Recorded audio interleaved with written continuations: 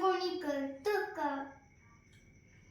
माझी आई मला न सांगता कधीच कुठे जायची नाही. ती सतत फोन करत राहायची की ती कधी येणार आहे, ती कुठे.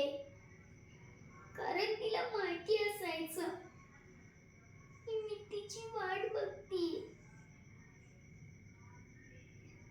मी जर तिला काही न सांगता गेलं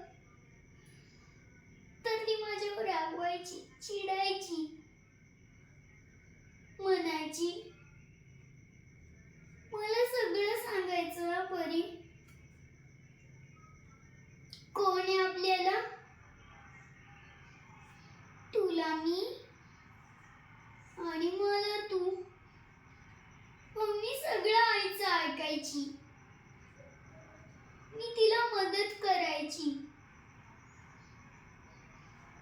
मी तिच्यासाठी बेबी पोळ्या बनवायची आणि ती माझ्यासाठी माझी फेवरेट गवारीची भाजी. मला हवं ते माझ्यासाठी आई सगळं करायची. मला हवं ते सगळं आणायची. मला इंजेक्शन देताना तीच रडायची. पण फास्ट स्ट्रिक्ट होती हा. चिडली ना की धपाटा सुद्धा द्यायची. थोड्या वेळाने येऊन स्वतःच मला कुशीत घ्यायची. आई तू मला धपाटा घातलास तरी चालेल, पण तू ये ना. तू मला फोन पण नाही केलास आणि कारण पण नाही सांगितलंस. अशीच निघून गेलीस.